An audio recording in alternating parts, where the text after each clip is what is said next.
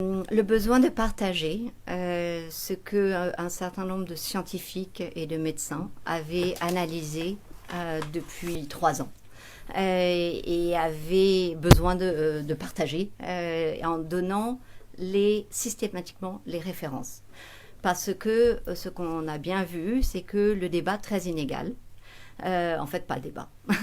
Non-débat. Bien content que Dr Omir soit là, parce qu'effectivement, c'est ce qui a manqué terriblement dans le monde, pas à Maurice, dans tous les pays, l'impossibilité de discuter.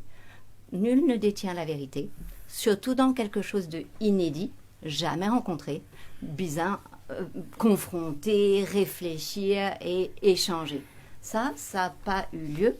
Et il y a eu pire que ça, il y a eu des menaces qui ont été faites contre des gens comme moi, comme nous autres qui n'étaient pas d'accord avec les mesures politiques prises. Et donc en disant vous êtes des complotistes, qui est un mot qui finalement c'est la nouvelle arme des ignorants. Ceux qui disent l'autre il est complotiste, c'est un ignorant, c'est qui ne sait pas débattre sur des choses. Voilà. Donc ça et donc ce livre, je suis bien contente parce qu'il est premier des ventes en France, il était premier en Belgique, zéro marketing, zéro publicité, simplement le bouche à oreille qui a bien fonctionné et qui fait que les gens sont bien intéressés et que pour le moment, j'espère il va ouvrir le débat. C'est le cas puisqu'aujourd'hui, merci de m'inviter et on va pouvoir discuter.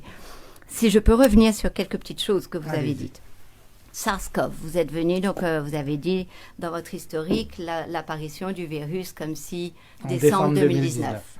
Sauf que maintenant, on a eu quand même pas mal d'études qui utilisent ou les eaux, les wastage, les sewage, les wastewaters, les eaux usées, et qui documentent que de par le monde, vous prenez Brésil, vous prenez Italie, vous prenez France, vous prenez Espagne, on a eu les traces de ce virus-là dès mars 2019, soit 1 an avant cela. Alors là, on peut dire, c'est le problème des sewage, c'est le problème de la technique. Alors, allons prendre une autre technique, bien différente celle-là, mari différente. Vous prenez le sang ou les échantillons que vous avez eus des patients qui ont été, par exemple, il y a une étude qui est très intéressante, qui prenait des gens qui étaient suspectés avoir cancer poumon.